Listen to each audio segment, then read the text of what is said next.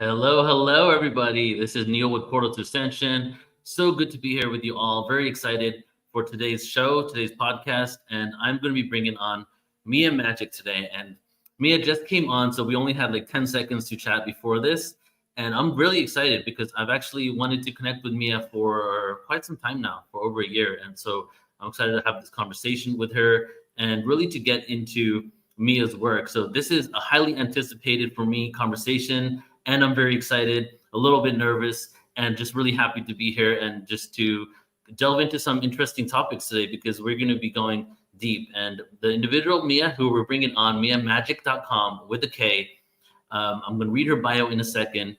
And she speaks on so many topics. Everything is kind of like a check for me because she speaks on witches, dragons, tantra, religion, pagan rituals, connection to earth, really bringing it full circle, and also bringing this awareness, like in the way that she's bringing this information and awareness is very unique compared to many other people in the field that is bringing consciousness and an awakening to the planet.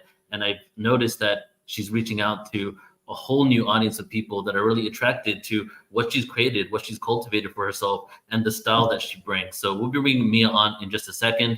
And I just want to say hello to everybody tuning in on the podcast. We're live on multiple platforms. And also, you just saw the trailer for on the podcast. You only obviously heard the music, but you just saw the trailer for our annual Ultimate Star Beings Conference, which is going to be taking place on the 12th. So 4 days, January 12th to the 15th, 12, 13, 14, 15. And it's going to be 10 hours a day online, 33 presenters, completely free, the Ultimate Star Beings Conference. And it's really about moving the conversation to we're not alone in the universe to what are the messages from the stars. So if you guys are interested in that, go to portaltoascension.org, sign up there. And we're going to be live on YouTube and many other platforms. So you can subscribe and you'll get notifications for that. And if you're new to Portal to Ascension, we do over 100 events a year, conferences, tours, retreats. We're doing a conference in Glastonbury. I'll show you the trailer at the end of today's show. And basically just infusing the timeline with consciousness from every level and all types of information, which is why, again, I'm excited to be bringing Mia Magik on because she really does bring this awareness from many different angles, creating what I would feel is a full circle picture, really from different angles and aspects that, are for different people. We all have different ways to come into this information. For me, it was quantum physics through science. I was a thinker. The thoughts and the information brought me into my heart. For other people, they're feelers, they're connected to earth. So we all have different ways. And that's why there's so many people and so many modalities to bring us to the ultimate truth, how interconnected we are, who we truly are, and our gifts, the gifts that we're tapping into and are soon going to be the normality for humans of earth. So Mia Magik is a modern ambassador of ancient wisdom, reclaiming the truth that witch means wise. She guides self-discovery and inner wisdom connection, turned with IntuWitchin, also the title of her first book, which I believe just came out, leading the Academy of Magical Artistry. Mia has empowered thousands to unlock their supernatural potential to find purpose and prosperity. Her advocacy for Mother Earth informs her work and teachings, promoting a more magical, sustainable world. Mia's expertise is backed by certification in 13 disciplines, including Hatha Yoga and NLP. She facilitates transformative retreats and personal coaching, helping individuals and professionals from various fields to realize their own unique magic. So let's go ahead and bring Mia on. Hi, Mia. Welcome. Hi, thank you. So good to be here. So good to be here with you too. And I've been following you for a while. I just love everything that you share. I love the videos that you create, the shorts that you create. Not only is it so much information and awareness, but just like you can feel your heart in everything that you're sharing, And what I love to do to start out is I want to know like your origin story, how it came about. Something I often ask is, was there a milestone in your life that shifted you into this? Was it or was it a gradual thing? You were tapped into your psychic abilities. Your parents weren't religious. They cultivated this experience. So how did you become you, basically? I think that it's a combination of both of those things. I definitely had a milestone moment. I almost lost my arm when I was 16. I almost became an amputee in a really bad car accident. And that was certainly one of those moments where I had a massive awakening and I was really I mean, I was totally fucked up on morphine and like all the drugs that they put you on when you're in the ICU as a teenager. But I had some really wildly lucid moments. Like, I know I'm here for something bigger. I know that I was saved for a reason. I know that I have a mission on earth. Like, there's something that I'm supposed to accomplish. And I could feel the thread of it being around helping others. So I was incapacitated in my high school years, but I could feel as I was in the hospital for a little over a month, and I could just feel there's some reason that I didn't die. There's something happening for me. Now, I did go into a very long period of denial. My healing process with that injury was deeply emotional and spiritual and incredibly challenging. And the first phase of it was like abject sleeping. Like, I just went into a total denial of my gifts and my powers, gifts that I had since I was a little girl, and just became like a total muggle. I was just like, let me avoid magic and my purpose at all costs. I was miserable. I was depressed. I was riddled with anxiety. I was taking drugs and drinking alcohol and just like not having a very good time. But backing up to the origin, I was one of those little girls who I just lived in my fantasy, in my fairy tale books. I was living in a magical world, and I would spend so much time reading because I didn't feel comfortable in the world that we live in. I didn't feel safe. I didn't feel accepted. I didn't feel like who I was a worthwhile version of a human for anyone else around me. So it was like, well, I'm into this stuff that's here in my books. I want to read about magic. I want to feel like I have powers and gifts. And the particular series of books that I read most when I was a little girl, they have literally become so much of what my life is and has been. The second book is called In the Hand of the Goddess. She has these healing gifts. There's another girl in the series who can speak with animals. For those who know me, I've had a pretty amazing experience with my cats and taught them, or really, I didn't teach them anything. People were like, did you train them? And no, I just walk with them and I psychically guide them to stay with me. And we walk up mountains with no leashes and hike long trails in Sedona and in the Redwoods and in the Rockies. And we've been all over the place and doing these magical things together because of the way that I communicate with them. So my origin is in one of the most mystical places in the world as well, in the Redwood Forest in Northern California, in Humboldt County. So I grew up in a place where time also operates differently because of these ancient beings. You drive up and hit, they call it the Redwood Curtain, and the way that time functions shifts. Life is slower because these ancient beings are living there, and they are anchoring that frequency of a totally different relationship to time than we have. So I started very deeply connected to nature and the earth and the oldest and largest living beings on earth.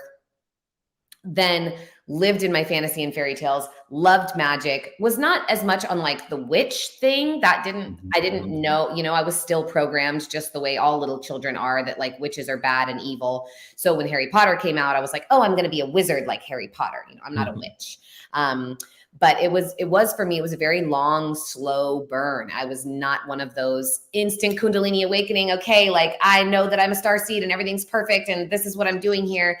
It was a long, gradual process for me. And I think that that's what has allowed me to have such a really grounded and accessible way of teaching this, is that, I can support people that go right into it because my study and my research and the depth of my wisdom is so integrated in who I am.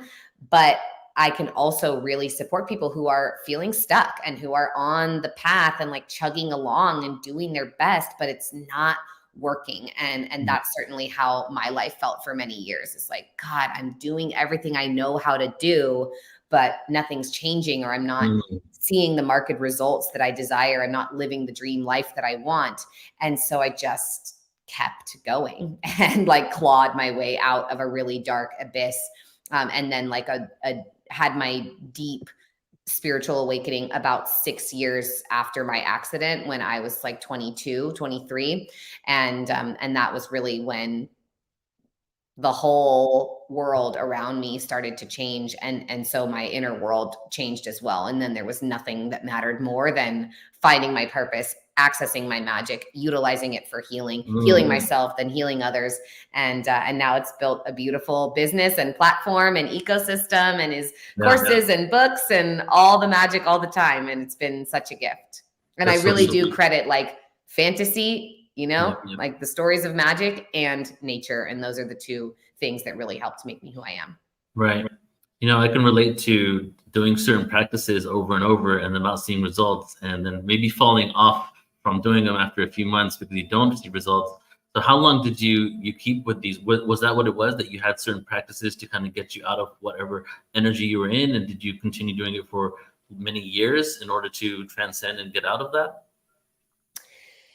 I'm a Gemini, so I like to keep things interesting. I get a little bored if I'm, on you must do this particular practice in order to get here. Whenever people are like, oh, this way is the only way, or this way is the fastest way, I'm like, well, then it's not the way for me.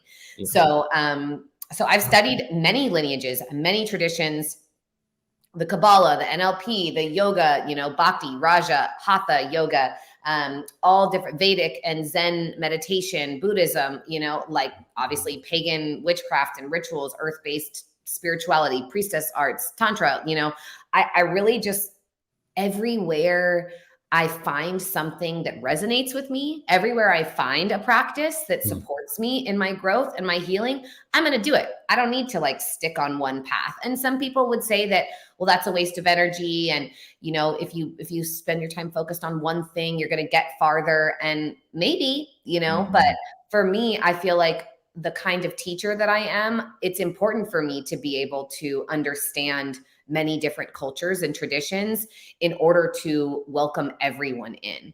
I'm not here to be divisive. I'm not here to tell you, you can't be a Christian witch, or you can't be a Hindu witch, you can't be a Jew witch, like you can be all of those things. And so for me, my goal is really to just support people in accessing, utilizing, and finding their magic. And anyone and everyone on earth can do that. So like the somatic embodiment practices are certainly the ones that did the most transformation for me, and that I have kept in my repertoire, more of the like tantric, deep, energetic, and elemental alchemical practices, using the body to find God or to connect with the divine. That never felt good to me, to like disconnect from the body and take that out of our spirituality, because we are made of the same elements as this planet, and the universal forces of creation created all of us. And so, so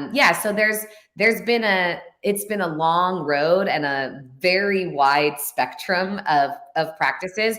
But for me, the embodiment practices, using breath, using sound, using movement, using dance, using the parts of our subconscious that need healing or that need connection and communication. Those are really the practices that have stuck with me. And I've been studying yoga since I was in high school. So like this morning, that was my practice. I didn't do anything else. I just did my yoga, so it really just depends on the day. Like I said, I like to keep things interesting. Yeah, that's awesome. And I'm sure, because I know you do retreats, I've seen some of your videos and trailers of you. I think it was in Scotland a few months ago. Yeah. And since you've been doing so many modalities, I got a feeling that you might create your own modality by combining all these things together, right? Yeah, absolutely. That's coming. That's on its way. Yeah, we're looking at what would it be like for me to ordain priestesses, really to train people in the tantric arts. And of course, most people think that Tantra is just about sex, but it's really about bringing the same level of attention and awareness into everything that you do in your life. And so, yeah, like that's the backbone of my craft, but the essence of who I am as a teacher is like very earth-based and very goddess devoted, which of course applies in Tantra.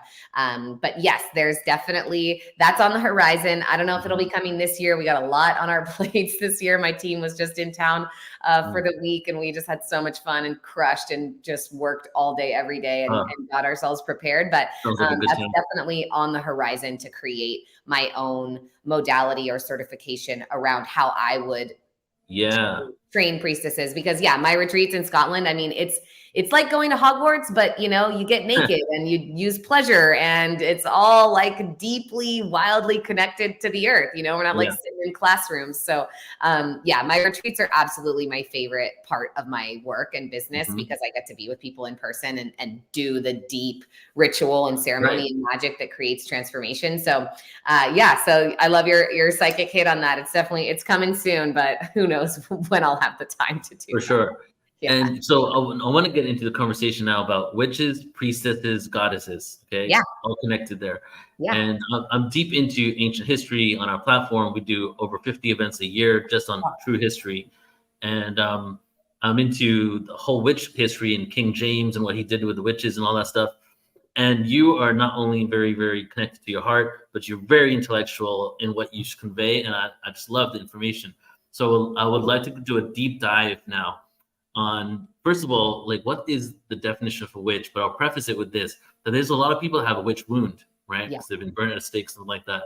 I work with so many people that I sometimes have said jokingly, but not kind of seriously, that you're a witch, but I meant it in a good way.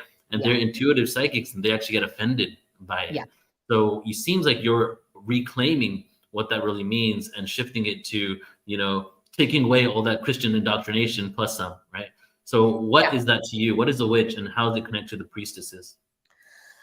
Well, ultimately, before we would use that word, they would have been the same thing. So the witches were the doctors. They were the healers. The priestesses were the nobility. They were the leaders. All civilizations, all traditions were matriarchal prior, like pre-Christianity. Even like some of the Greek changed, they became a little patriarchal. Like there's a lot of, like history has been changed, as we know, especially the King James Bible. History has been changed a lot by the people who were in charge. So there's no way of knowing for sure when all of these particular things happened. I would have loved to have a time machine and go check it out, but which means wise. And when you talk to people like Matthias de Stefano, who remember their past lives and who can really access some of this ancient history in a personal memory, you needed to have the wisdom of the plants, not just to use medicine, but to feed yourself. Like you needed to know what's poisonous, what's medicinal, what's edible. And so having this wisdom of the earth, having this capacity to speak to and connect with and communicate to the natural world, that was one of just the foundational elements that we all possessed. We all knew how to do that, but maybe there was a particular village healer or, a particular woman who's like making the best bread, right? We're all like working with the food, not only to survive, but also to heal ourselves. So that's just the first baseline type of wisdom. And again, because witch means wise, or one who sees, one who knows, it's about seeing into the future. Oh, I see the way that these clouds are blowing. Like this is a new type of formation. Maybe this is giving us some information about the weather patterns that are coming in this season. Even still, like how they choose the next Dalai Lama is by reading the messages in the clouds. So understanding the wisdom of nature in how it speaks and communicates to us is one of the oldest. I mean, it's the oldest form of divination. It's the oldest science on earth. The science that became really the science is astrology. But, we've been studying how the world around us is communicating to us and what it's implying since our species gained consciousness in a way that's different than animals. And even still, when you look at animals, they're looking around at their environment to understand what's going on for them. So witches are, again, like the first place that we would look for someone to help us heal. There was no medicine, it was plants. So you would work with the earth, you would work with the land. Now, moving into the priestesshood, same frequency, same type of person, same like feminine leadership in a society or a civilization. Maybe we're moving out from more like villages into a slightly more, not metropolitan, but like a more of a city, right? Londinium and Rome, these big cities, even Cairo in Egypt, 10,000 years ago. And these priestesses were, again, the nobility. They were like higher than a queen. This is who the queen goes to check in with and like, hey, what's going on? I need to understand. I need some information. I need some insight. I need some guidance. This is like the counsel to the leadership. And when you look back at ancient Taoist traditions, there's so many different lineages where the priestesses are discussed as being in deep ritual and ceremony, tending to the fires of the goddess. So again, working with that element of fire, reading the fire, scrying through the fire. Again, like we were saying with the natural world, reading the way that the natural world is communicating with us. And then in my lineage, again, like the earth and the tantra, doing deep ritual arts, using sexual energy for amplification, manifestation, meditation. And when you look at the true history of Jesus, when we're talking about the church, the reason why Jesus's mother and partner have the same name, Maud, Mary, is because that was a title of the priestesses in Egypt, the Maud. It's the same word as the ocean. It's like the cosmic womb. It's this primordial cauldron inside of each of us, kind of like this picture behind us in this, in this background.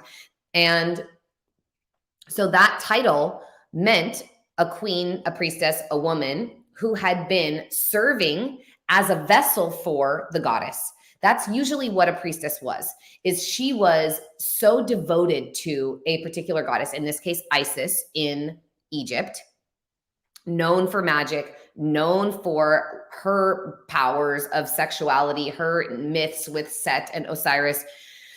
And these priestesses were literally living as direct emanations of her. So what does it mean for me to create magic? What does it mean for me to utilize sexual energy to charge up my body to help people heal?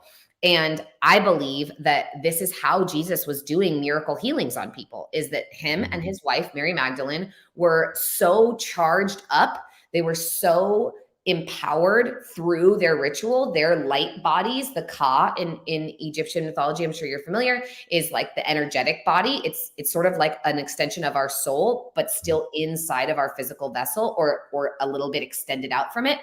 And they would charge up their light bodies with so much power and so much energy through a deeply conscious lovemaking connection, and of course many other rituals, but particularly by receiving that divine channel in union with one another, in order to then be able to put hands on someone and create miracles and allow them to heal almost instantaneously, which is, so many of the stories of Jesus are about creating these miracles. And so people just don't know about that because the church has wiped all of that history out. Even Mary Magdalene used to have her own gospel in the Bible, and it was all about unconditional love and all about sacred union and how you can use partnership to amplify your own personal power. And I'm sure, any of us who've been in a relationship, we know that that is certainly how it goes. You can use it to rise up or get dragged down, partnership. And so again, this is kind of like, it's a progression, but it's also all the same, right? They're all just reflecting one another. The witches are on the ground. This is every person who's making medicine, healing their children, healing their family with what they've got, the plants around them, in the home, in the hearth, in the kitchen. Like, this is our medicine. Food is our medicine, and medicine is our food. And then the priestesses, a little bit more metropolitan, a little bit more like, you would have a priestess in that village. She'd be the witch, right? But maybe she's got a little bit more,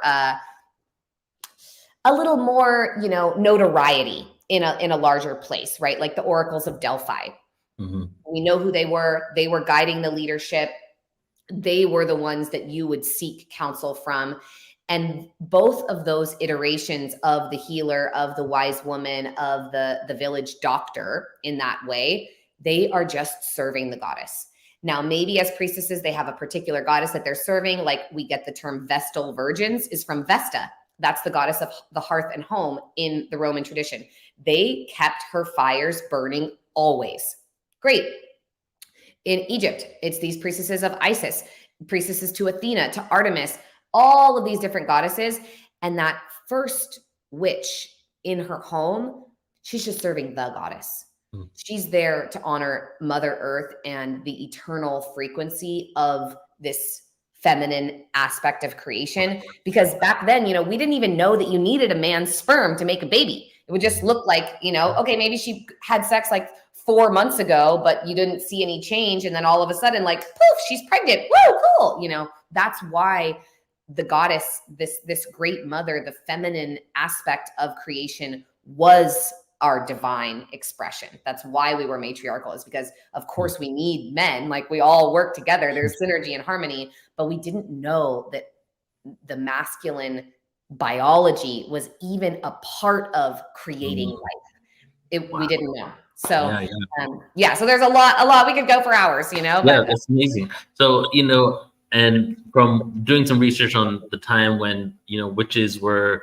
now considered demonic because of the Book of Demonology from King James and what he brought back from Denmark. And they were herbalists, right? They were basically creating potions in order to heal. And from what you're saying, so they had reverence for the goddess. They were just in service to the god or the goddess, which includes Earth as a goddess in itself.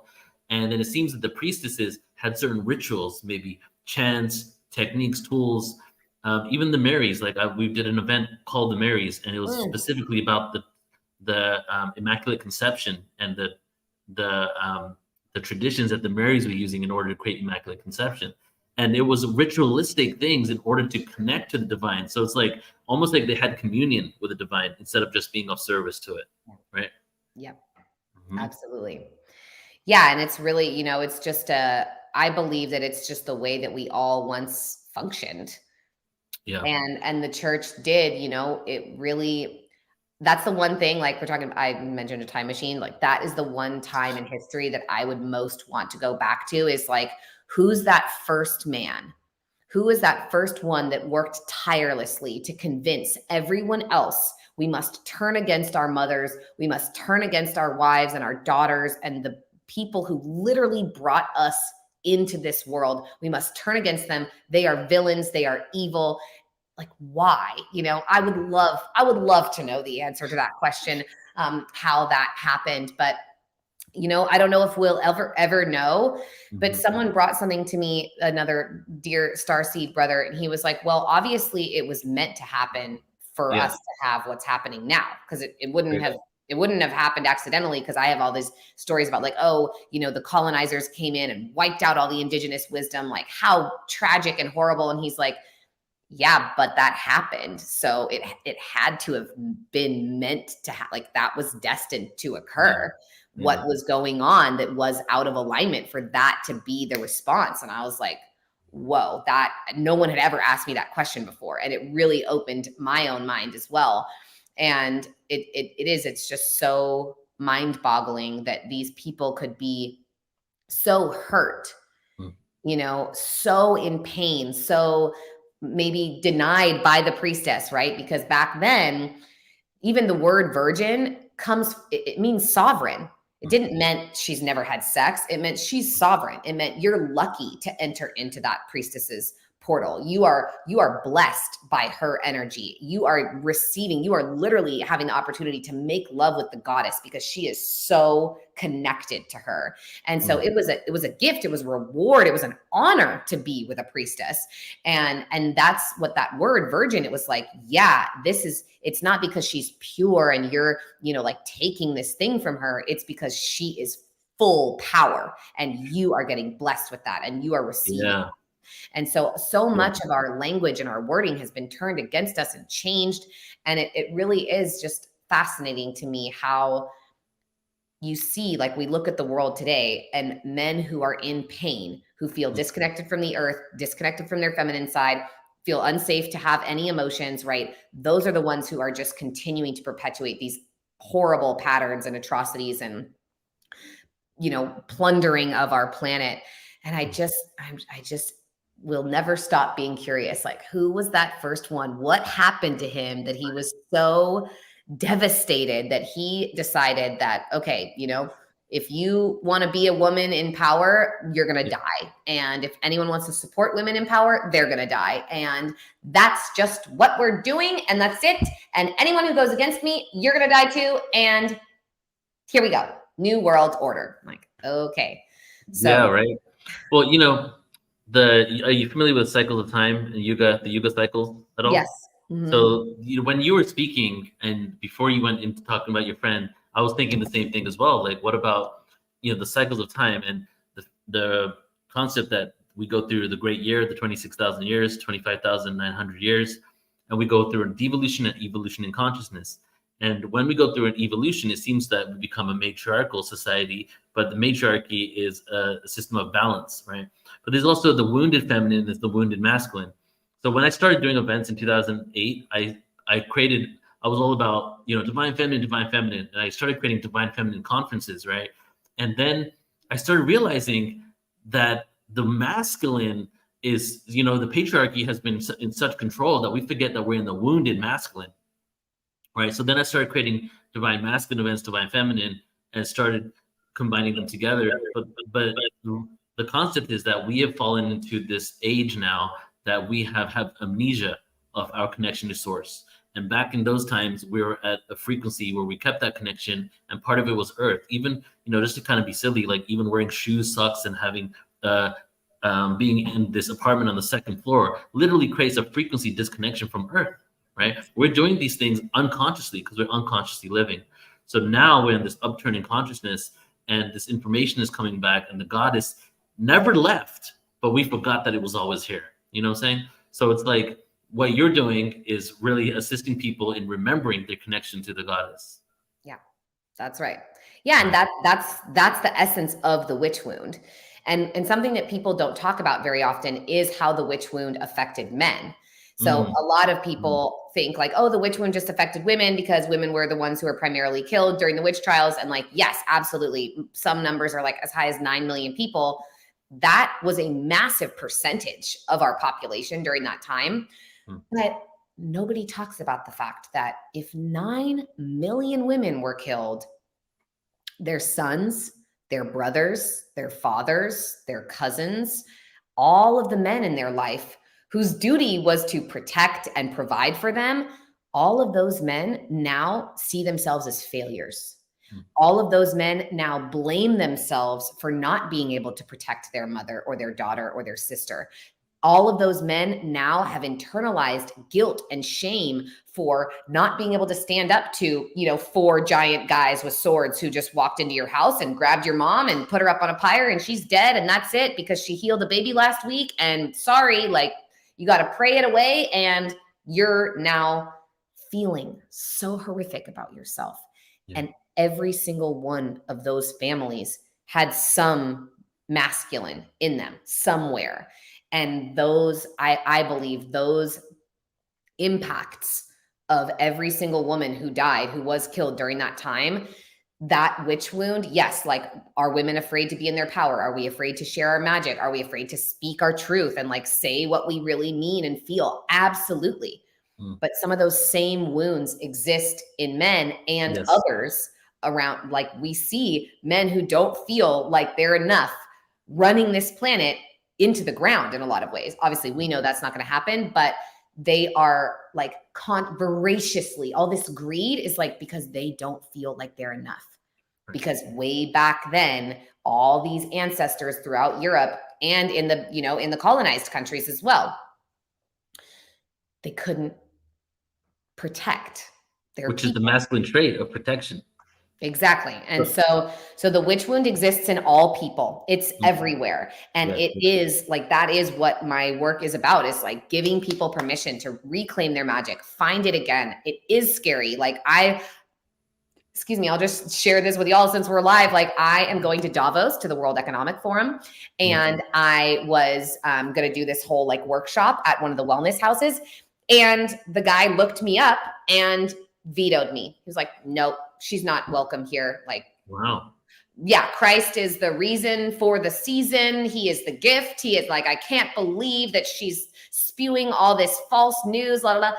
And I was like, oh, wow. Okay. That's the first time that's happened to me in a while, if ever, like, good to know. So it is, we're still in a deeply programmed relationship to the divine and to our own magic, to our own gifts. And my prayer is that we can all reclaim this deep connection to source. Remember that the divine is alive inside of us. It's right here at every single moment. It's everywhere we look. It's all around us.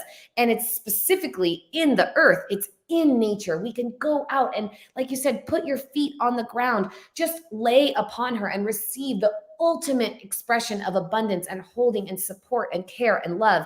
And I so deeply hope for humanity to reawaken and remember that and understand why we have been afraid of our power and why we've been afraid of our magic and why we've been manipulated into believing that we just need a bunch of stuff in order to survive and feel fulfilled, when that will never fill us. And the earth can fill us just by being with her and just by remembering we are a reflection of her and an emanation of her, just like those priestesses. And I see it happening. It is happening. And, you know, like men like you doing this, the fact that you have a male audience, that people are interested in listening to a woman talk about the witch wound in all of us. The world is shifting and changing. And I just, yeah, it's so wild how we got here. And I deeply pray that everyone has the opportunity to heal the wound to their wisdom, because if we could all remember that, we would not have war. We would just work together harmoniously with one another, because everyone would have what they need. Yes, I agree. You know, and as we go into this new reality, people call the next dimension, next octave, I like to feel, I think of it as that we can't take our baggage with us through the portal, you know? And so it's like, almost like the analogy I have is like, it's like a singularity, a wormhole. We were on the edge of the wormhole of the black hole for so long, it took multiple lifetimes to go around. But now we're right at the end of the singularity, where we're doing a spin around like 20 times in one life, right? We're being smacked around the face with the same lessons. Earth is almost like the definition of insanity. We're getting smacked on this face every single day with the traumas coming up, opportunities to release. And the only way we're going to go through it is if we literally leave our baggage in this dimension and then go through the portal. So I feel it's inevitable that it's happening. And because of all the craziness and chaos in the world, a lot of people think it's not. But the craziness and chaos is exposing the underworld that was always there. And we need to address it, right? And I feel that maybe you do some work on the shadow work and going through that darkness as well. And it's ultimately like, you know, it's not just staying on one side of the spectrum, it's kind of going into the underworld so that we can experience that fully and then truly embody ourselves in the light. Completely. That's literally, like, I have my book right here. That's exactly what my book is all about, IntuWitchin. And it's out January 30th, but pre-orders are very supportive. So for those of you listening, you're going to love it. But it's an exploration of the law of correspondence. So we all know about the law of attraction. Everybody's heard of that, but most people are not familiar with the law of correspondence. And that's the one that states, as above, so below, as within, so without. Yeah. So what my perspective is on this shadow work that we all get to do is like all those things. And this is edgy. So for those of you listening that like this hits up against your stuff, I totally get it. This was an edgy realization for me to come to as well. But war in the world. How often are we warring with ourselves? How often are we letting an emotion rise up and then shoving it down and making it wrong? Or letting like we want to express something, we want to say something to someone, we have something that's like on our heart and mind right here in our throat, and it gets trapped and caught and we shove it back down and we don't let ourselves say it. And it's like this noose around our neck. So many people in my life really feel that like throat chakra blockage, and it's like being hung or strangled, right? And this horrible stuff that happens to children these days, people abusing children. How can we think like, oh, if this is outside of myself, I don't do that. Like I'm not a horrible person like that. I'm not a child molester. And how often, myself included, do we abuse our inner child? Do we not let them have what they want? Do we tell them, oh, you want to be an astronaut? Like, no, you're too fucking stupid and you can't do that. And like, you would never succeed anyway. So why would you even try? We abuse our inner children. We go to war with ourselves all the time, every single day. Even like the person that you cuts you off and you say, fuck you, like that's a micro warring, aggressive exchange. And so that is what I teach and I do within myself is like, if I see anything out in the world that I don't like, let me look at where I see that within myself. Anytime we're pointing a finger, right? It's like you got 3 fingers pointing backwards. Like I can look at myself. I must see anything I don't like out here. I must see it in here within myself. And what can I do to change it? What can I do to give it space? You know, one of the big things we do at my retreats is rage rituals, because most people have never felt safe to just fully express their rage at all the horrible things that are happening on the planet or the horrible things that have been done to them. Like, you're not allowed to even complain about the fact that you've been traumatized or you've been hurt or you've been abused. And so the big thing that I really am a devotee of in shadow work is acknowledging that any shadow externally exists internally, but that means that we actually have more power and responsibility. We don't have to just like feel helpless and hopeless. It's like, no, actually, that's an opportunity for me. If there's something out there that I don't like, how can I work on that within myself? How can I find that same frequency and heal or alchemize it within myself?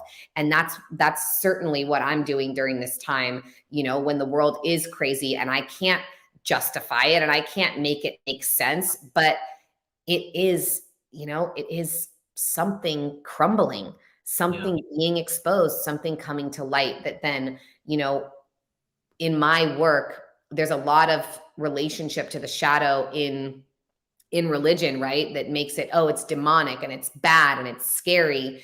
And it's like, well, actually, it's hurt. Yeah. All of our demons are hurt. They're coming from some wound, some pain. So how can I, as a healer, see what that demon needs? Like, what are you trying to accomplish? What are you here for? How can I soothe your suffering? And when we focus on that, instead of making the shadows wrong or bad or scary or dangerous, you're unfuckwithable. Like nothing can touch you. And I've really learned that in conversations. You know, anyone comes at me and that, well, you do this and you're bad. And I'm like, oh, thank you so much. Like, I can totally see how you would feel that way and how you would think that. Yeah, I grew up with a really critical father. So, you know, I may have accidentally communicated to you the way that he communicated to me. And I so apologize for that. And they're like, you know, they just can't get you anymore. And so when we take full responsibility for our entirety of life as its creator, there's just, that's really, in my experience, where the magic happens. Yeah. I often contemplate myself, like, you know, hurt people, right? So it's like, who was the original person that hurt everyone? Like, you think about who's the original dude? Who's the original guy that got hurt? You know, even like, you know, to go back to the whole molestation thing, people who are molest. Exactly. In many cases, right? Yeah. And when they become an adult, it's like they were stunted at that level of growth.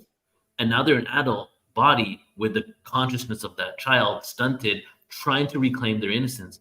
Yeah. And it's like they're committing atrocities and we're angry and we don't want this to happen. They're hurting people. And then it's like they were hurt as well. So it's like, how do you reconcile both worlds of being angry, but then also getting to a place of, that's what we need to eventually change the system so that we can help rehabilitate people into it rather than burn them and throw them away when it comes to all criminal activity, right? Exactly. So it's like, it's a paradox. Something I love talking about is the paradox. And it's something that we need to reconcile. How do you be angry and then also get to a place of inner peace in order for it to move forward? I mean, I think that's one of the reasons why I love Rage Ritual, is because it's a safe container. It's an opportunity to give your anger whatever it needs to be heard, to be felt, to be seen, to be moved through. And like, that's why emotions, right? Energy in motion. Our emotions, even though rage is definitely like a fiery emotion, our emotions are the element of water within us, right? They are our blood, sweat, and tears and our sweet waters. And so from my perspective, when you stagnate water, when you dam it, you know, you get algae and mold and like it gets the bacteria. It's like not safe to drink. You don't want water to be stagnant. You don't want it to be stuck. You want it to be moving and flowing, always, always, always, eternally in its current. And I believe that emotions are the same way. It's like, if you actually give them space and let them move and have them feel safe, to be fully expressed, then they're out and they go away. And I've witnessed that so many times with women with horrible abusive pasts and histories, and just giving themselves permission to say and scream all the things that they were silenced and suppressed from saying, never allowed to express, just giving them that freedom and safety to do it. The forgiveness that you find on the other side, it's like, oh, Freedom. wow, okay, that happened. Great. And now what's next? And I really believe, I've never heard anyone respond to my theory on the molestation the way that you did, because that's exactly how I feel. It's like, if someone had some traumatic event at 6 years old, and then that's who they're attacking, or that's who they're inflicting this violence upon, it is because their inner 6-year-old is trying desperately to reconnect with that version of themselves that existed before they were violated. And it is totally backwards, right? Like, it doesn't make any sense to those of us who would never do something like that. But when you're in that kind of pain and you don't go and do the work, you don't know. You have no idea. Some people blame themselves.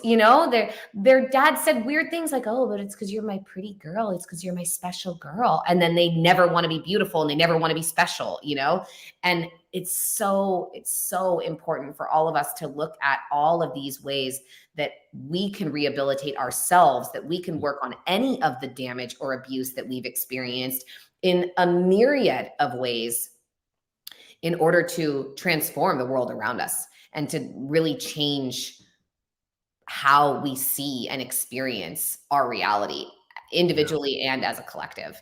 And I think that really is like, that's some of the most powerful magic you can do. You can do all the rituals and cast all the spells. People are like, hey, how do I cast a spell for this? I'm like, well, the most important ingredient for casting any spell is understanding what your subconscious believes about the possibility of its outcome. Because if you don't believe that you're worthy of that spell coming to fruition, if you don't believe that money is easily manifested, then it's going to be really hard for you to manifest money or this partner or this house or whatever it is that you're working this spell for.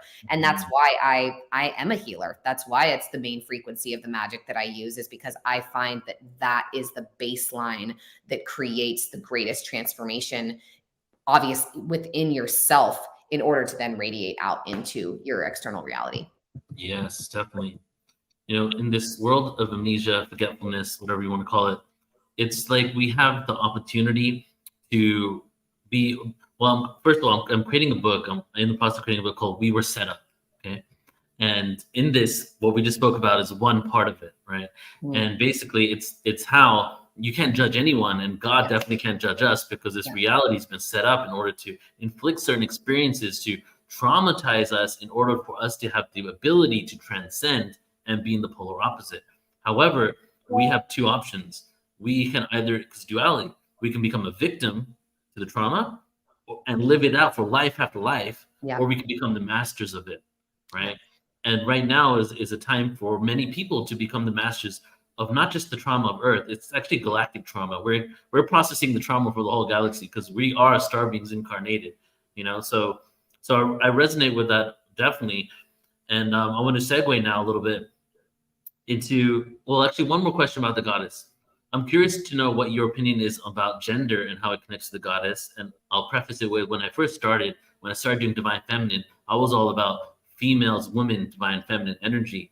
And now I'm realizing that this energy transcends gender. So how do you reconcile because you do tantric work, so it's divine polarity within that as well. Receptive energy isn't just for gender. So how do you reconcile that? Because many people still feel divine feminine represents actual embodied women, rather than an energy that transcends that. That includes women, of course.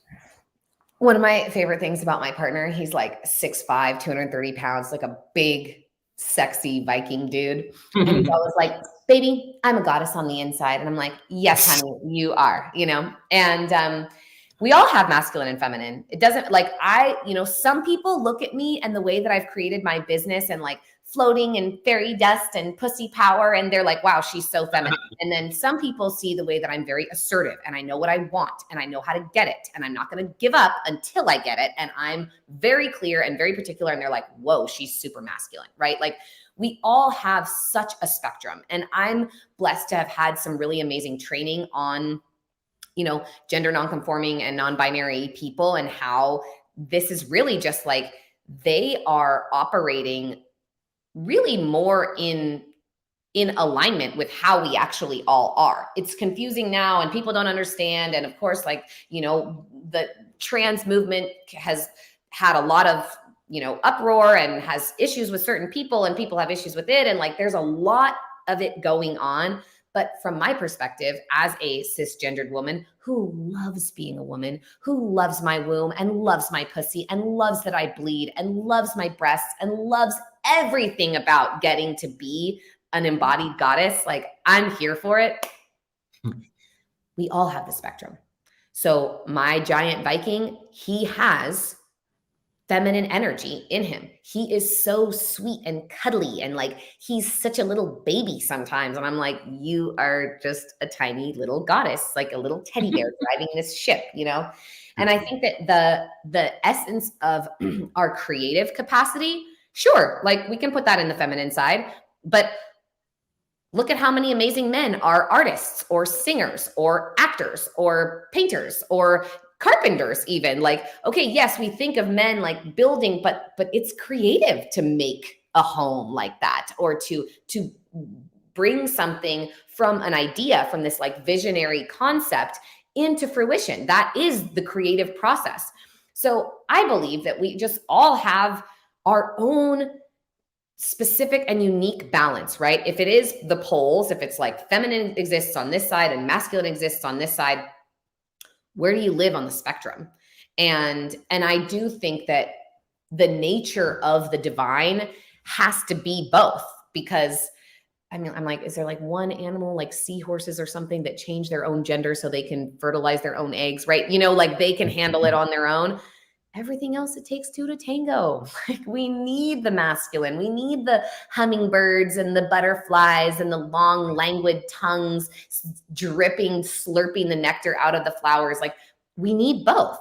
And so I do believe that the way that I operate, obviously I can only speak to my own experience. And I know that there are feminists who are kind of like, fuck the patriarchy and down with it. Like, I would be the kind of matriarchal leader who wants men in their power. I want them feeling safe to be in their emotions. I want them safe to express themselves creatively and like to be the artists that they are. I want men to feel so activated in their sexual energy that it isn't just conquesting. It's connection, it's intimacy. And I want women to feel totally safe, to feel their emotions, to be in their creative energy, to express what they need to say, to feel safe, to be heard and to be seen. And so like, I think ultimately we all just need the same things. And you get to decide, as a being of any gender and on the spectrum of within yourself, you get to choose like what's right for me. Do I need more feminine energy? Like, when I was really deeply in my goddess worship, I was celibate for 3 years before I called my partner into my life. And I was so in my feminine energy. I did not want to do anything that I didn't want to do. I was just, my spiritual practice was like 9 hours a day. And like, that was it. And I was willing to be totally broke and be happy instead of have a job that I hated. I just was like, no, I'm not going to do anything that I don't want to do. I'm only going to do the things that turn me on and light me up. And I was like living in my friend's guest room because I couldn't afford to pay rent because I was so in my feminine. And the thing that made me change was realizing, wow, if I want to call a masculine partner into my life, this is just for me, right? Some people can stay in that pole, like be as hard in your feminine as you can possibly be and like attract someone who's on the opposite end of the pole and you're magnetized to one another.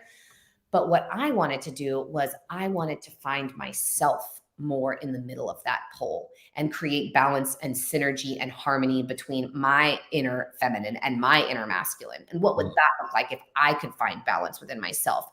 And it meant I needed more structure, and it meant I needed more direction, and it meant that I needed to like build a few foundational elements to create support for myself. Like I was like, I'm living in my friend's guest room. I need a house. Like, if I expect a man to have a house, I need a house. So I like got a house, and I'd never spent that much money on anything before. And I was like working and manifesting to be able to afford a house. And boom, it happened. As soon as I set my intention in motion to actualize my own inner masculine, miracles started occurring. And so I think that that's really the most important thing, is just finding what the balance is for you. How good do you feel with your work and your play, with your rest and your action, with your creativity and your ideation, you know, the conceptual knowledge, the intellect, and the feeling and the sensual activation.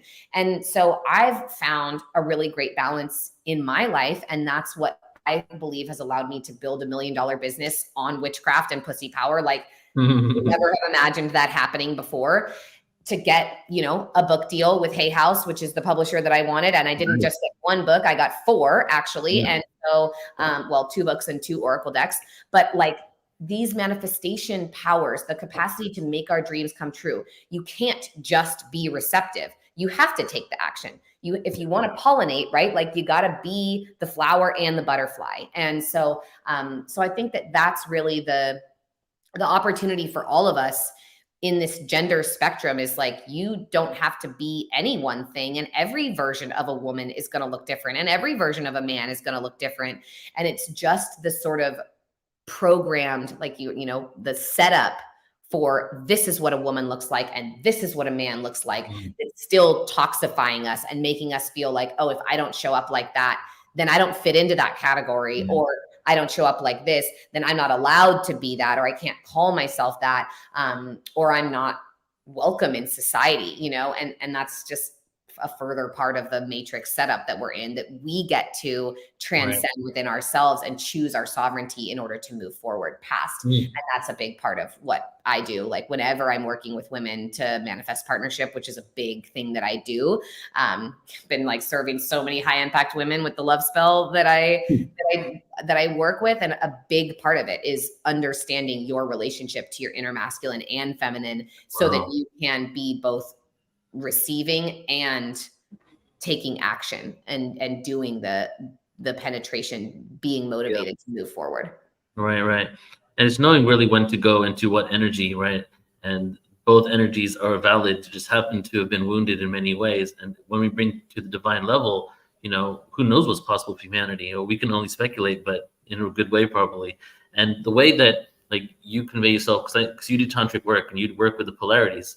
And so I can see from your videos and the way you convey yourself is like the masculine and the feminine are coming at that, you know, equally with each other. And there was a time on Earth where, because, you know, the hemispheres of our brain are connected to the masculine and feminine, where both hemispheres were firing at the same kind of connection.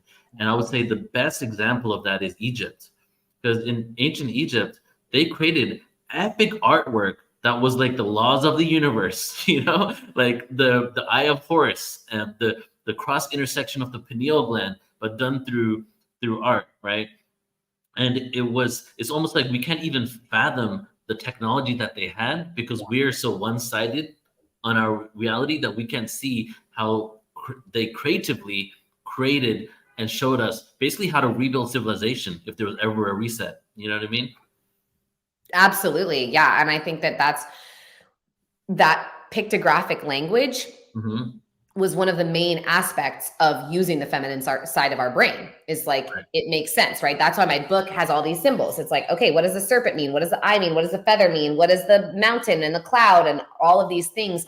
It was like, okay, symbol for mushroom means mushroom. Maybe it also means awakening, healing, enlightenment, activation. Symbol for cloud. Oh, it means cloud, of course, but it also means, you know, what's clouding your mind, or what's in the way of seeing clearly, or what's just like protecting you from being burned alive. You know, there's so much, like a picture's worth 1,000 words. And so when our brains were able to read language with all these different interpretations, and like you could read this pictographic story or hieroglyphic story in a way that maybe like you and I could read the same thing and understand the same concept, but it could mean different things to both of us.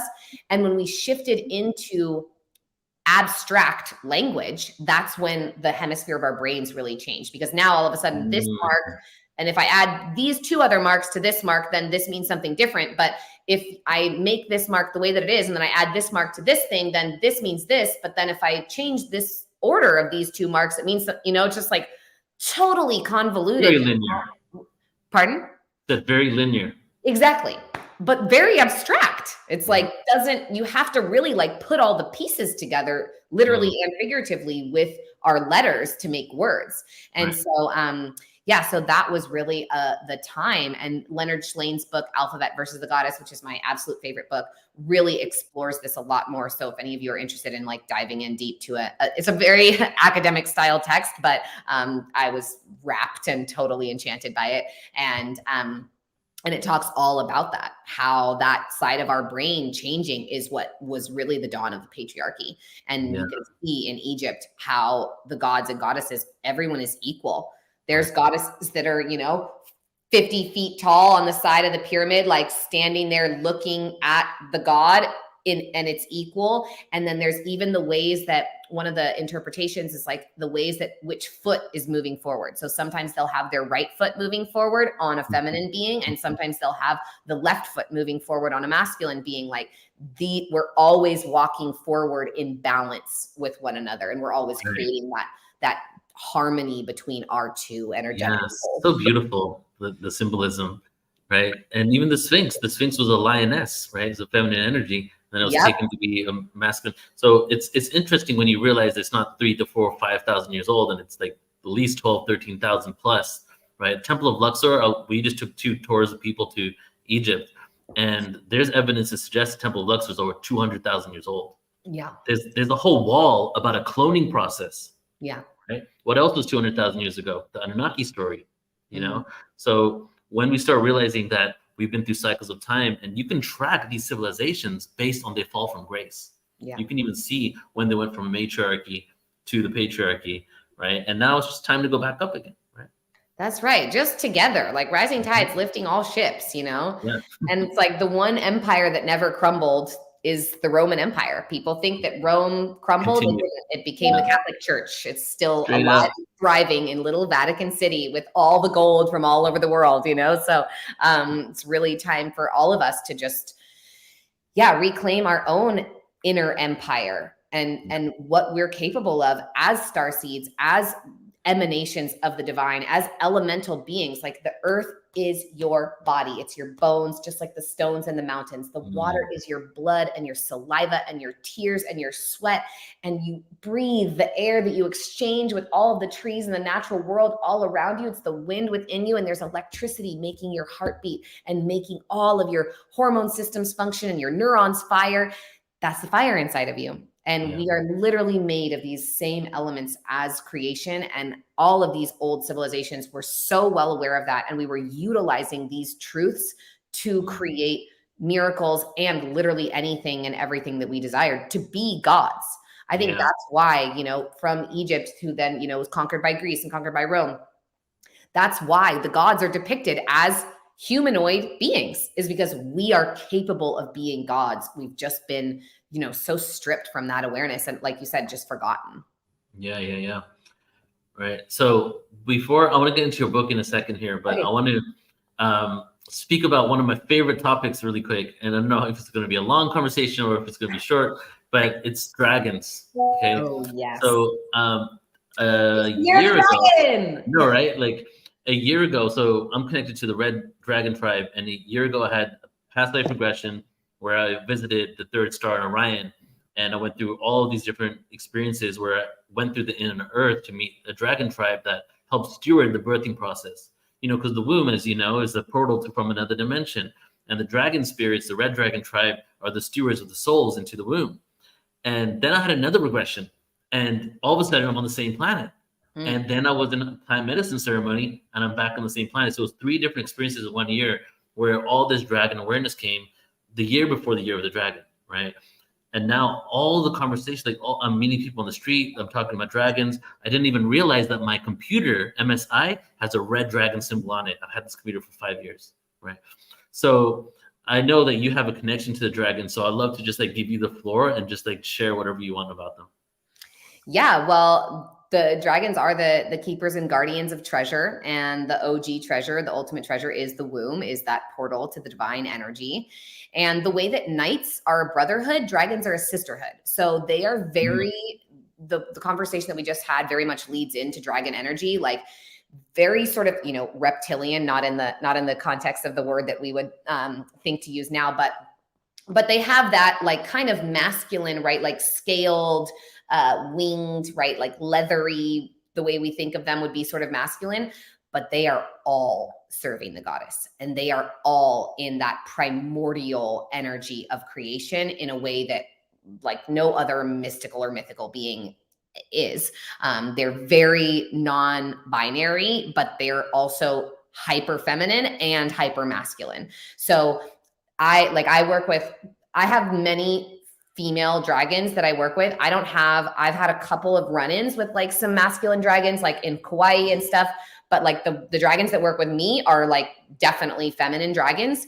So one of the things that's very beautiful about dragons is that their heart, their solar plexus, and their womb is like one chakra, the heart womb.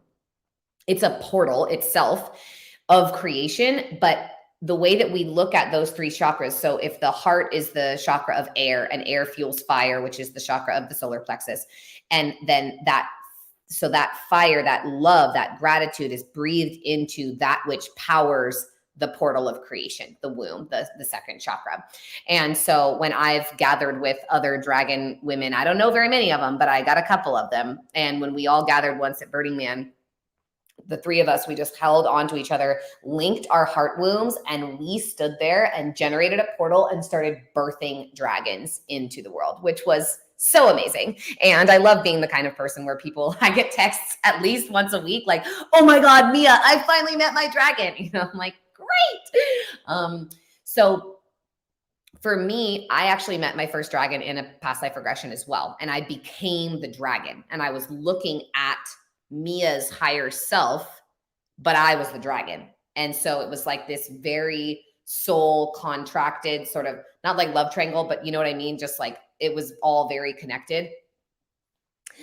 And as the dragon, I was sitting there in this very like etheric galactic type of castle. And I was sitting next to water because there was some type of osmosis that I was doing with the water.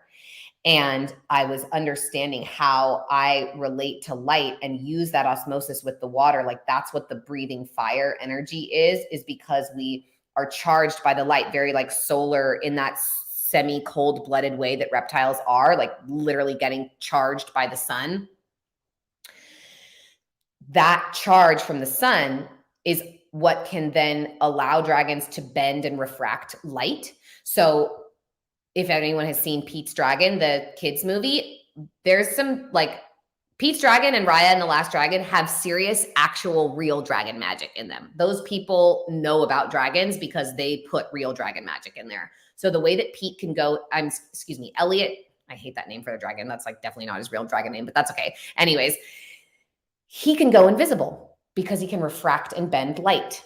And so that's a big part of how dragons operate. If you go into a forest and you see like a dragon face in a tree or something, it's because that's a real dragon and it's just bending itself to make you think that it's a tree. And I have experiences like this all the time, especially in the redwoods. There's a particular black dragon that I have like had, some serious experiences with. I've only ever seen a real living actual dragon one time. And she flew, or like, that I physically was like 100%, this is actually a dragon in her dragon form and not in her tree form. And I was looking at the full moon and she flew across the moon and it was this huge neck and head. And I'm like, oh my God, is anyone seeing this? And then these giant black wings, the way that we see them with the kind of like fingers, one big wing beat.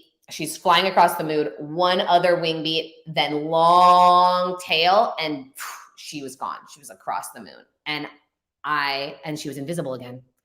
And I asked one of my mystery school teachers, I bumped into her at Erewhon at the grocery store. And I was like, hey, Teresa Bullard. Some of you probably know her she has a show on Gaia. I was like, I saw a dragon. Like, how did that happen? And she was like, oh yeah, of course, because the light of the moon is already a reflection from the sun. So I'm like, I have full body chills thinking about this, like I do every time I talk about it. And so because she's not actually having light shining on her, she's just having light reflecting from the sun off the moon back towards your eyes. Like the light bending just didn't, it didn't work for that second. You got to see her. And so I was connecting with that dragon and asking her, what's your name? She told me her name was Honora. I said, beautiful, started connecting with her. And then someone gave me a black Beanie Baby dragon. And the Beanie Baby tag name was Honora. And I almost peed my pants when that happened, just saying. So like, they are so out there. I actually did for our New Year's party, I did a little dragon activation for my community, which was so fun. Getting to just share with my friends who some of them were like, okay, cool. Like Mia's talking to dragons with us. And some of them were like, Mia, like, oh my God, I met my dragon. This was so great. Yeah. So they're just such a profound alchemical expression, right? The way that they relate to that liquid fire, the waters, the light itself, they are literally an amalgamation of all of the elements. And in my experience, they are the ones who birthed this planet. They built this planet for us. They wanted to create a perfect planet with all the different elemental expressions, right? The way that Vietnam and Cambodia and the Philippines look versus Joshua Tree versus the Rocky Mountains. There's something for everyone here. And they wanted to create a perfect planet for us. They wanted to create something from all these worlds, all these different worlds that they've traveled to, all these other planets. And they wanted to create all of those ecosystems here on this one beautiful planet for us. And that's why they are the keepers of treasure. And dragons were present in and as dinosaurs were not a thing that we mentioned until the 1800s. There were dragon masters in Imperial China through the 1700s. It's very hard for light porous bones, from beings that fly. It's very hard for them to be fossilized. And so when you look back in art and anthropology and archaeology, we did not have dinosaurs. We had dragons, and they existed. Even the word dinosaur was not even a word until the 1800s. We always called them dragons. And I think that there's no accident that, during this same time where our mystical powers were stolen or suppressed within us, that dragons became this thing that, the knight who slays this dragon, he's a hero. It's no, dragons are meant to be SLEIGH, slay, ride, learn how to wield and harness that type of power rather than to be killed. And, even if you look at, there's an old section of a dictionary, dragon, and it says now rare. Doesn't say mystical creature, mythological beast. It says now rare, because just if I'm sure you've read the book Sapiens, just like humans have done all over the planet to the mega fauna, the largest creatures and beings, whenever humans come in, those animals either become extinct or they move on and they are no longer found in those areas. And so it's very obvious from all the St. George and whoever killing the dragons that they just wiped them out physically. And so they've had to change the way that they relating with us. And it's such a way to help people reconnect to them, because there is a dragon for every person on this planet. I have so many dragon guides and guardians. They are like my guardian angels. They are my teachers. They've done psychic surgery on me when I have been at the edge of needing healing and can't, that question we talked about at the very beginning, I can't figure out, something isn't working, something is wrong, something's not happening, and they come in and slice it out of me with etheric talons. And it's pretty serious, so they're definitely my greatest teachers in the etheric realms. And they do, they are here for the treasure, which is the wisdom, which is our magic, which is our power and our creative capacity to access our own divine nature. And so they're always here to support with that. And I hope that this conversation sprinkles dragon magic all over everyone. Yeah, beautifully said. Thank you so much for sharing. And they are coming back at this time. And from my regressions, I realized that they were they have such little to no ego that they didn't need acknowledgement for all the guidance and support they're giving. And I also saw that when you were born, you were assigned a dragon. And my dragon, his name's Kumpala, the red dragon, was my cousin from the dragon realm. And I saw myself as a little white 2-year-old girl, right? I'm playing with the dragon, like a dragon thing. And then all of a sudden, I see this dragon going in and out of me, around me. And long story short, I got this awareness that the dragons, there's so many civilizations and they all have different roles, but this specific one would come with the soul and stay with the baby for the first 3 years of their life. And they would basically be their imaginary friend. They would morph into different things. They were kind of the buffer from the traumatic experience of being incarnated from the souls, right? And then when you turn 3 years old, they coil up in the heart and they wait in the heart for you because you're meant to. Somebody said to me, "Oh, can you make sure they don't coil up?" And I said, "No, it was meant to be that they were supposed to coil up because they said now you're on your own. But don't forget, we're resting and sleeping in your heart. And the whole purpose of humanity is to awaken the dragon heart. However, we go through incarnation after incarnation after incarnation, we don't wake it up, right?" And when I asked them, said, "Why are you coming back at this time?" And they go, "Well, we need to let you guys know we're here so you can awaken the dragon heart. There's no holding back. You can't not do this at this point. The evolution of humanity depends on it." So that's what I was getting from it. Yeah. I love that. That's so beautiful. Yeah. I mean, that's why I'm like, I got the download this is the year we slay SLEIGH. Yeah, I like that. Dragon. This is the year, like, we're not trying to kill our demons or our pain or our shadows or our sadness. This is the year that we learn how to ride them, Yes. So that's what I'm here for. Feel it. So let's talk about your book. Your book just came out, and I would love to know.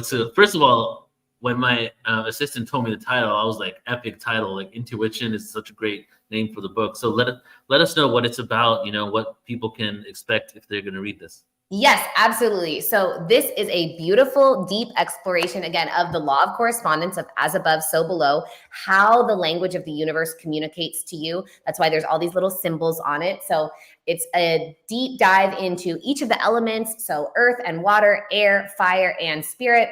Lots of tantra. Every chapter has at least 1 or 2 rituals at the end. So there's different practices. I also read the audiobook myself. It's actually out January 30th. So it's not quite out yet, but the pre-orders, again, are super supportive for first-time authors. And it's really just about finding your magic and being able to understand how your life and the universe is communicating with you at all times and giving you an opportunity not only to listen and follow your intuition, but also to read the messages and be able to learn this language and understand how all of these symbols are speaking and communicating to you in order to then empower you to communicate back to the universe in return. And so this is it's a collection of the work that I do with people, lots of rituals that we do at my retreats. And obviously it's a whole different ballgame, like reading the book and doing it together. But it's going to be a very transformative experience for anyone who reads it. And it's been such a gift that I've had some of these early copies, and my friends who've read it are just like, "Oh my God, I learned so much." And there was one girl I gave it to while I was in Tanzania on safari, and we're literally in a Jeep out looking for lions and elephants. And she was just reading my book and like underlining things and folding pages down. And I was like, "Girl, we're on safari." She was like, "I'm totally enchanted. I'm absolutely enraptured." I was like, "Okay, great." So it's a really powerful text. It's a lot of like going through the different colors and the numbers and the astrological archetypes and how you can work with each of these different energies and frequencies in your own life to create lots of magic and manifest your dream life coming to fruition. And this is how I did mine. Beautiful. And when's the book coming out? It's out January 30th, but you can pre-order it now. It's available wherever books are sold all over the world. And again, I did do the audiobook version myself as well. So I can read nice. Oh, that's cool. Yeah. Okay. So I'd love for you, as we're closing out here, just to share a vision, and let's send that out in the ethers, a vision for humanity. And let's just all, receive this download and amplify it with all the beacons that are listening to this right now.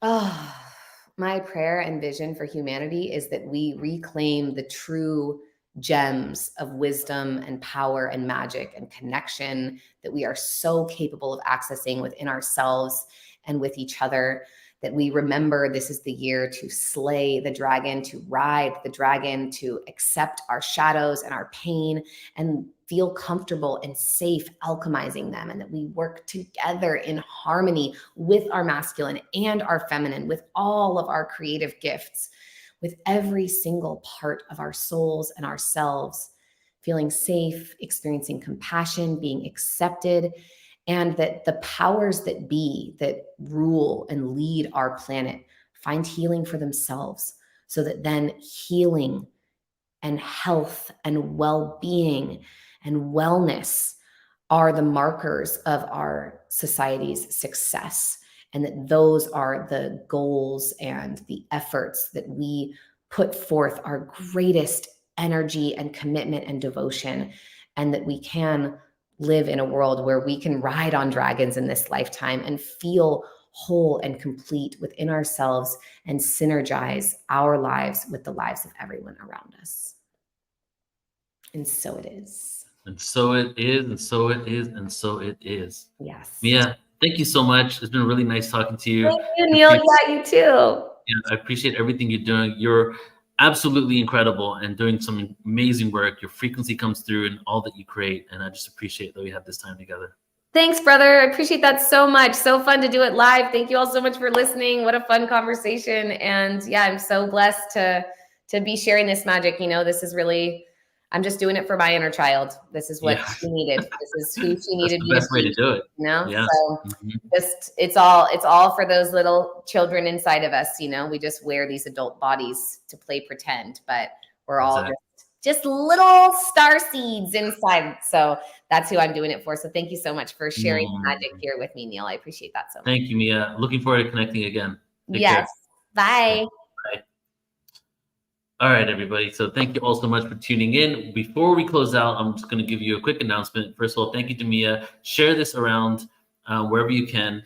And we're going to be talking about the Glastonbury conference now. First of all, I did share in the beginning of this, for those of you who just came in during the presentation, that in about, let's see, what day is it today?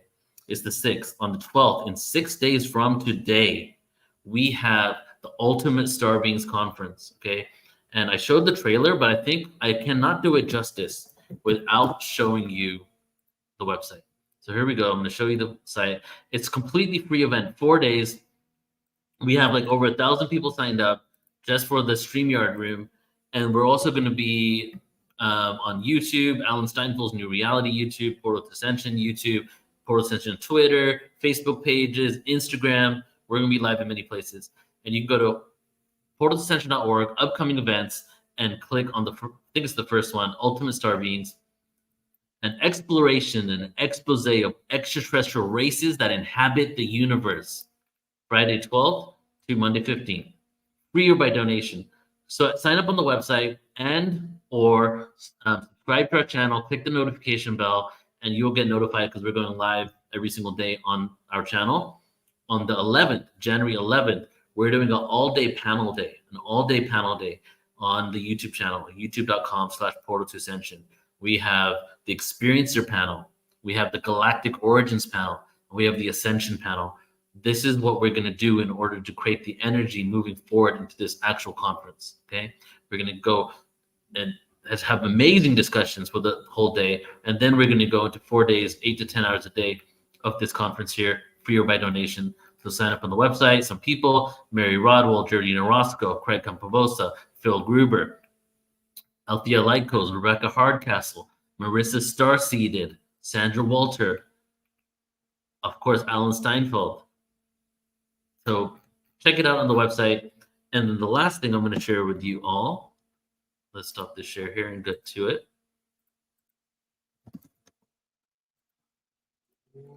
is the Ascension Glastonbury Conference.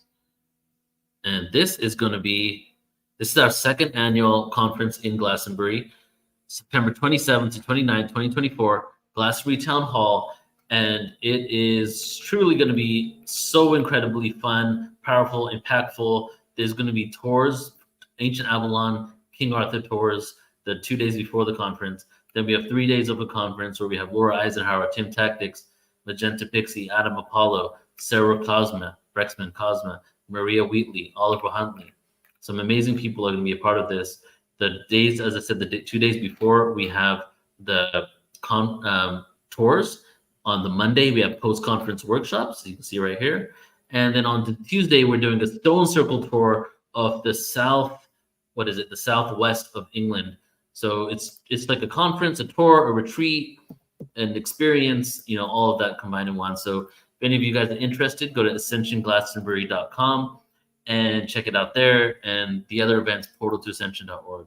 So thank you all so much for tuning in. I love that we ended it with the dragons, my favorite topic as of late. Appreciate you all. Have a beautiful rest of your day wherever you are, and see you soon.